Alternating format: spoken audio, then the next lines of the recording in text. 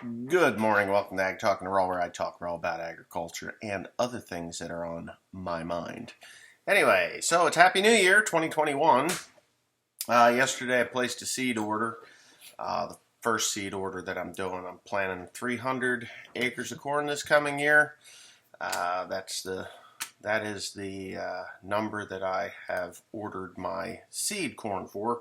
Yeah, I know 300 acres really isn't a hell of a lot of anything, but it's enough for me. Not really. Actually, that's the first order of seed corn. I am going to be monitoring well, not monitoring. I'm just going to be keeping a much closer eye on the lovelies hay purchasers down at the mushroom barns. They're really starting to aggravate me because I am not getting paid correctly. There's no reason for it at all. There's actually zero reason for it. They are buying material just like they have forever. It's just that they keep pushing me back farther and farther and farther on the payment side of it, which is starting to really irk me. My bills keep coming in just like normal every week. I pay bills pretty much on a weekly basis. I have automatic withdrawals that come out of my account, and when you can't count on a check to be there when you need it, then what? So a week and a half ago, well, let's see, 2 weeks ago now. Today is, well, a week and a half ago. A week and a half ago, I got a check for half of what I was supposed to be getting paid that week from one of them. Should have gotten about 10 loads. I should have gotten 10 loads, and I only got 4. So less than half of what I was owed. Then the other one, on Saturday, they gave me a check for 3 loads, which should have been for 6 loads. And yeah, so I'm a little bit perturbed. You take 4, 5, 6, 7 loads when I should have gotten something like 15 or 16 loads. That's a lot of money that's out of my pocket. So that makes it really, really, really hard to pay the bills. Not that that's any of your concern, but it leads into what I am planning for in 2021. Looking hard at futures, corn futures right now. Probably going to sell, I don't know, 20,000 bushels of corn for November, December. Or October, November, probably October, November. I might just go November, December, and sell 10,000 for November and 10,000 December. That's what I'm planning. That's what I'm looking at because that's just where it'll be. And then I'll sell as I go through the harvest. Cash price. And cash price this year, the least I sold it for was 3. The hell was that? 3?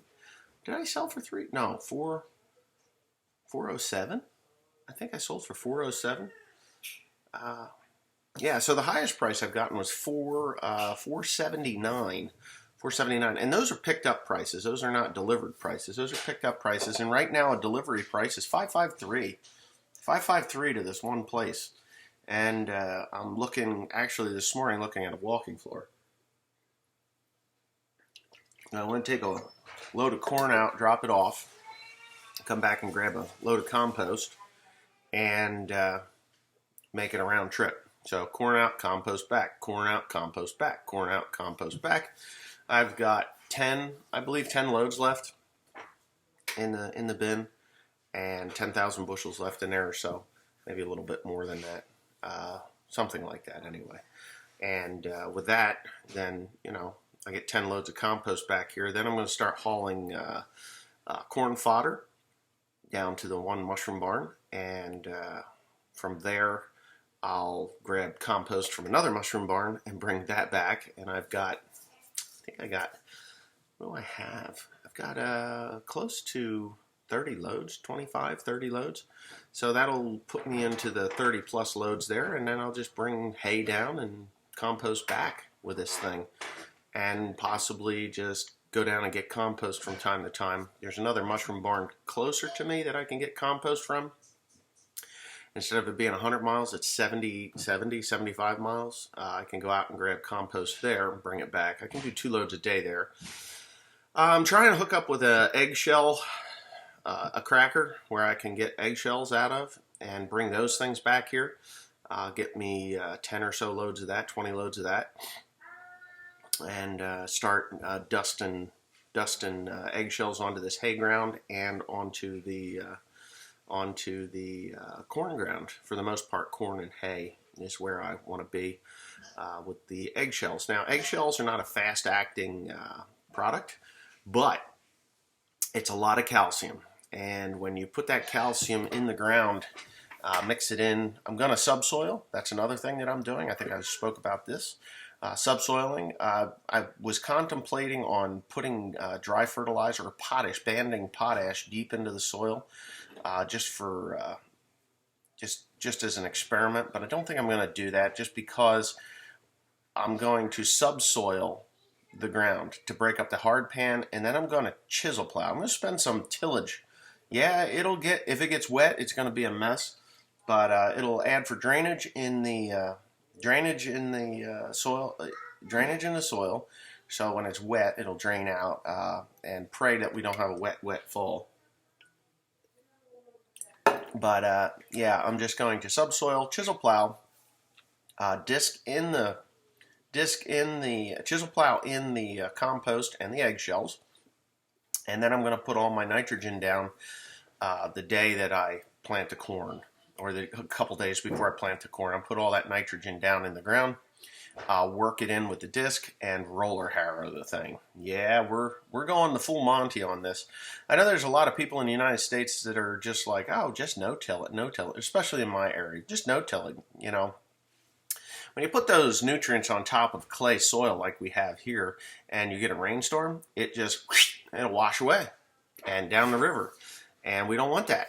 We want everything that we purchase or use to be right in that root zone if you're out west, but a root zone here. And you want those roots to be able to go for water when it's dry. That's the subsoiling part of it.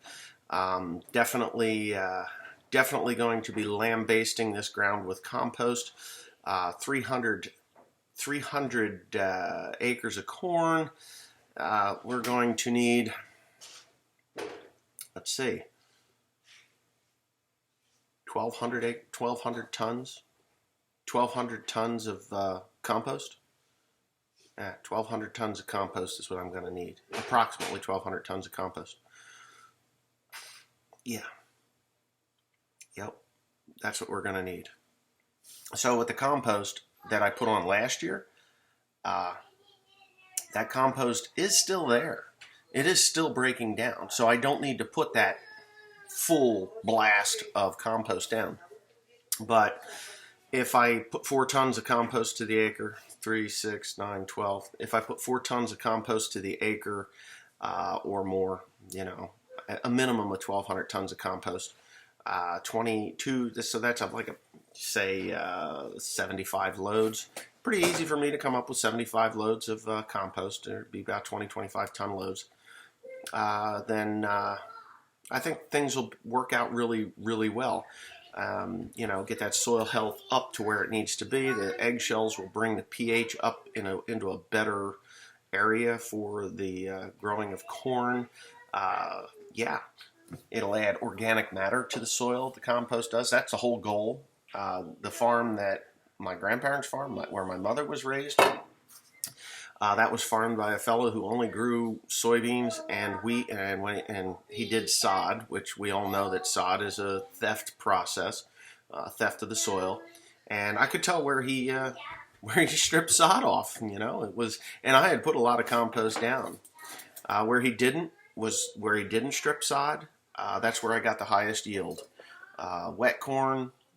What the hell was that? 22%. I think it was 22, 23% moisture corn, 308 bushel of wet corn. So that's what I ended up with. I put a lot of fertilizer down, eggshells and things, but pretty respectable yield on dryland corn. So Definitely gonna hit that ground again with that. The herbicide. I'm gonna probably use the same herbicide program because it worked really well. There are no weeds growing on this farm. There's no weeds, no grass, no nothing. So it worked. Worked really quite well. I was quite happy with it. It was reasonably priced. Uh-oh, don't fall. My little guy's coming down here. Get that tractor. That tractor's been sitting there for days. You don't like that tractor anymore? No? You're going to get the green one. So he's Tigger. T-I double good. Anyway, yeah, so those are the plans, and that's what I'm starting to do. Found a walking floor trailer that I can rent from Hale Trailer. There's several of them on there. I don't need anything special. It just needs to be able to work, you know. So I know that these guys, I'm not sure whether I'm purchasing one, which I really don't want to do, but if I have to, I will. You talk too much. Yeah, you're going to sit with me? You going to sit with me? Or you're going to fall down those stairs, so I have to rush and get you. Oh, my goodness. There's my little boy. It's a big difference in the time he was born just 2 years ago. A little over 2 years ago. When were you born? August? August? Yeah. You a good kid? He's just like, yeah, whatever, Dad. I don't care. Mom says he needs his hair cut. You need your hair cut? No, no, no. No, no, no. Let's get your nose. Done? Hey, Daddy tortures me. So anyway, so that's the plan. I will go up to as much as 600 acres of corn if these mushroom barns continue to screw me. It's not like I haven't done this before. You know, this isn't my first trip to the rodeo. I will put the compost on the places that will that need it the most. Definitely, if I bump up my acreage to that to that number, 600 acres, which to me, really 600 acres isn't a lot. It's a lot to do in the fall, but I will change my varieties that I purchase later on, or add to that order. Probably the earliest variety that I get will be in that 85 day range. There's just 85 to 105. I'm not going to plant 112 day corn again. It took forever to dry down. Never really did dry down. Costs a lot to dry it. The fodder that it produced was a little dismal. I didn't think it was as good as what it was supposed to be or what it should have been. So I'd rather have spend less money at the dryer and more money, coming through the faster I can combine. That dryer will slow you down. You can go from 18% to 22% and it'll shut you right down. You just cannot combine. You just cannot dry as fast as that combine will take it off the field. So that's the plan. And obviously if I do go to 600 acres of corn, then it'll be needing to go through those bins pretty quickly. Lewis will then be running corn to a mill someplace to get it out of my hair. Plus, I'll have somebody coming and picking it up, or somebody will be running corn because, we're just going to be moving corn. I'm not building another bin. At least it's not on the plans. I guess if I get to 600 acres, then I'd have to build another bin of sorts. Something like another 40,000 bushels of storage. But I don't think I'm going to do that. I'm just not interested in doing that. I'd rather send it out. You take a 40,000 bushel bin, you're looking at $100,000, and it's $100,000. So why would I? Do I need to spend $100,000 on a bin when I can just move it? You can store it. Now, I know a fellow that can store it for me, or you store it at the mill, what they call, at the co-op, as they would call it.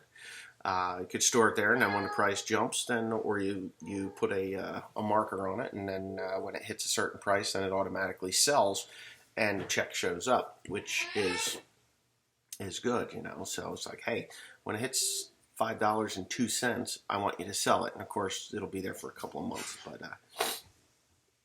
that would be the smartest way to do it. Just dump and run.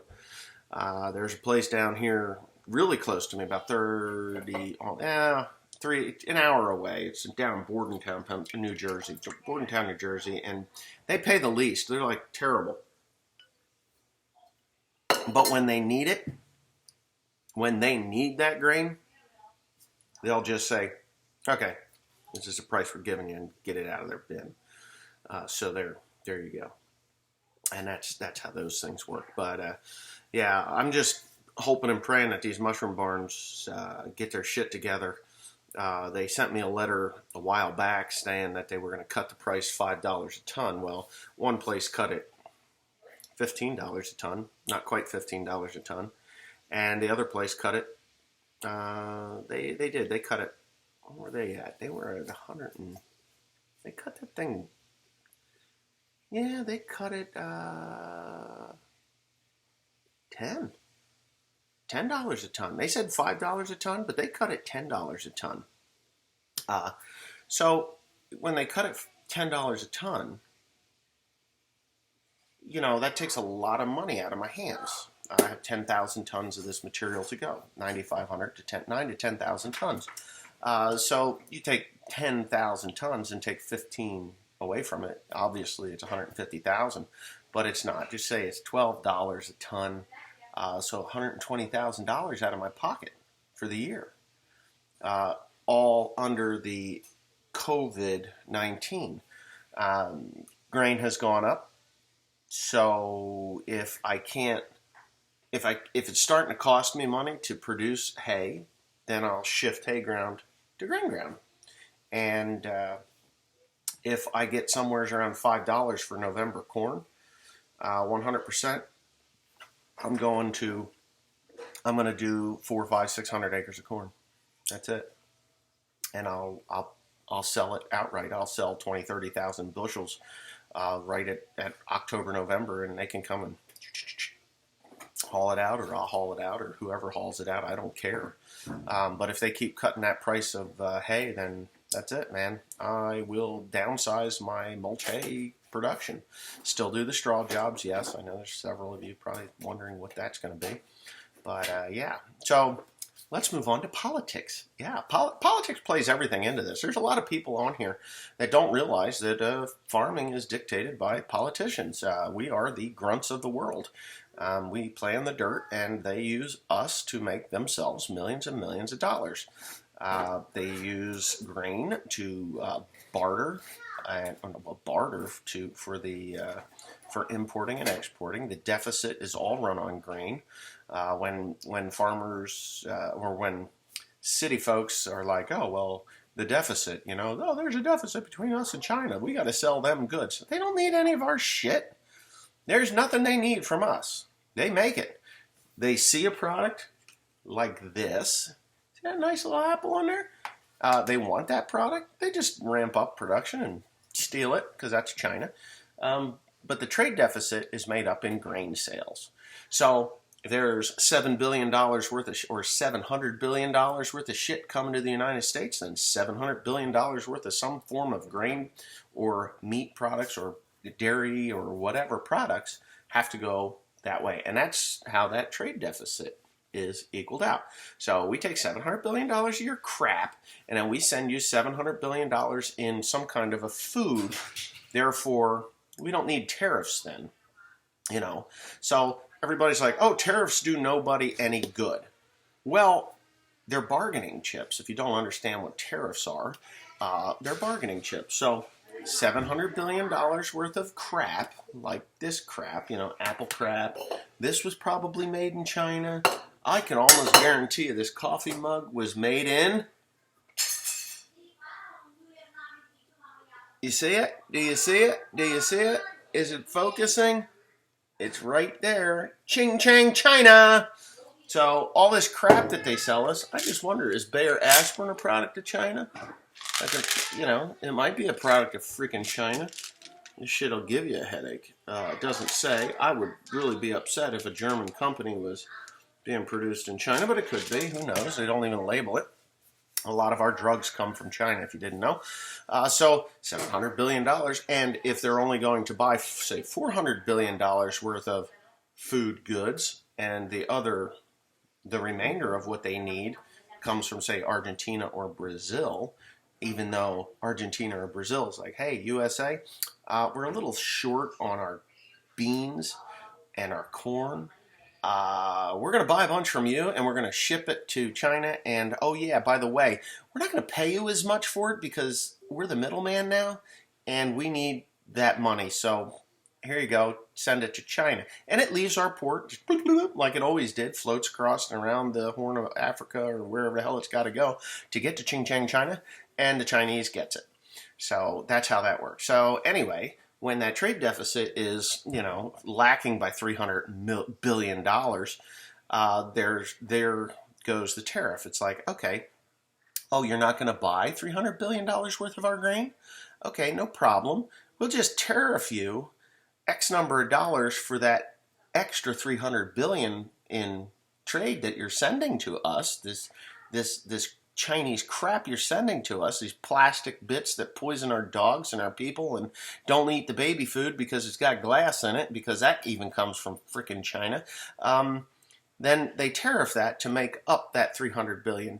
And, of course, the farmers of the United States, if you are sucking the government's dick, you get a little bit of a subsidy. Now, it isn't great, and I don't receive it, and I have no plans on receiving it. I just do not care to suck on the government's dick. So we're not doing that. Not going down to the Farm Service Agency and go for $800. That shit is not happening for me. If you go onto the USDA, I think it's USDA or the Farm Service Agency's website, and you look at all that money that we've received and everybody in the area has received, most of that money is loans.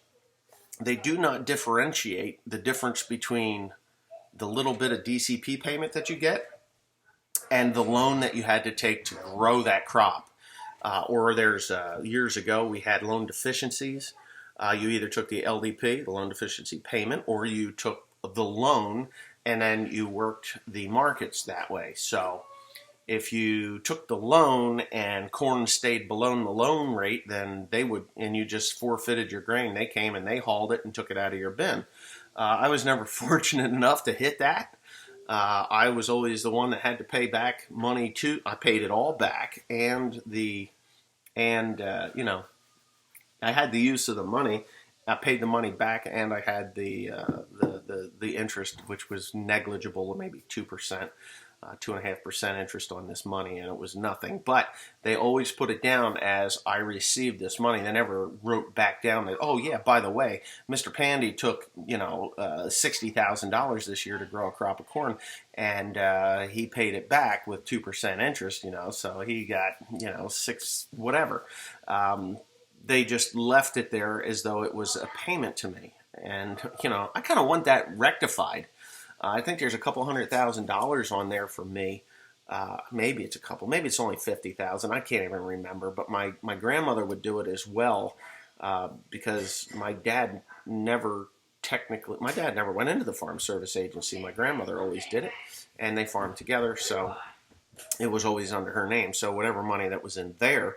And there was loans. There were milk loans, payments, and shit like that really didn't matter. In '99, we had a major drought here, and corn never got very tall. It was just a disaster. I think the first time I ever combined corn with a grain platform was in '99.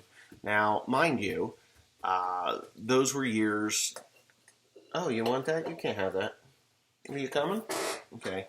Those were just really bone-ass dry years. And I'm not saying that can't happen again, but I'm going to take the risk. I'm going to take that risk.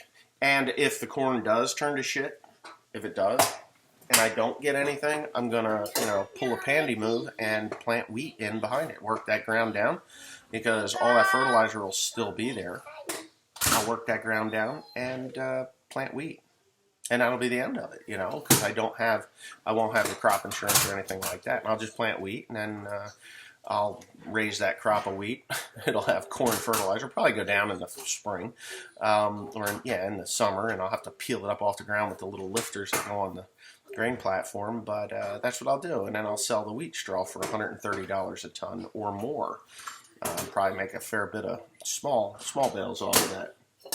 And then we'll try again for the next year. So in my world, there's always a way around a disaster. You know, you just have to have an open mind and be smart enough to know when to fold it in and say, hey, you know what, this corn crop is only going to produce me 50 bushels. I better just go out there and combine that off as soon as I possibly can, get it through the dryer, get it in the bin as best I can, and then slam a wheat crop into it. Everything will be there to stool that stuff out and tillers and great, you know, it'd be a great crop. I know it would because I've done this in the past. And I have produced over 100 bushel wheat back in the early mid-90s. Mid-90s, mid to late 90s, I would say. Maybe early 2000s when we were growing wheat. Might even grow rye, you know. Rye can handle a little bit later, you know, and then just recover. It just puts off, you know, it puts off that income for until the next, you know, 6 or 8 months. But no real big deal. So those are just my plans. I have no desire to go in and hook up with the USDA or anything like that. But maybe you learned something with subsidies and things like that. If you didn't, subsidies in the United States are pretty much, they're negligible. There's nothing, you know, there's a lot of farmers out there, and I've heard other farmers, YouTube farmers, I won't mention names, and they say, well, I've got to take this because if I don't, my neighbor will, and my neighbor will then rent my ground away because I don't have the money that they've got, and they'll be able to spend more money, which to me is like two guys going at it, you know. It doesn't prove anything, you know. But you know, it's stupid, you know. It's like, oh, I got a government subsidy. They gave me $50,000. Oh, I can pay $50,000 more rent. And you know what that does? That just creates competition, and then, you know, he's going to pay $50,000 more in his rent throughout, you know. So maybe that's, oh, damn kid just scared the shit out of me. Maybe that's only $5 an acre more. Hell, it could be $50 an acre more. I don't know. I'm not that foolish to do stuff like that at this point. I might do that. There's a farmer locally to my northeast, and he's really starting to piss me off. Him and his fat-mouthed wife. She doesn't know how to shut up. Call me infamous. Boy, that was nice. You know, that kind of aggravated me. And you know what happens when you aggravate somebody that actually has a few dollars? It causes rent to go up, you know, and competition, and it's competition that some people just really may or may not want to have to deal with, you know. Sometimes when your mouth gets a flapping like this and you start saying shit and you piss the wrong person off, maybe you should just keep your mouth shut. And but whatever, we won't even talk about that stuff. So yeah. Anyway, I guess I'm done yakking about this. And yeah, have a great new year. 2021 is looking like the years of opportunity, in my opinion. 2020 was a year of opportunity, just a bunch of bullshit that happened in between. But we still, you know, I still made a very nice crop and a very nice thing out of that. Decent profit, I would say. And just got to get paid for my efforts. That's the problem there. But they'll pay. They always do.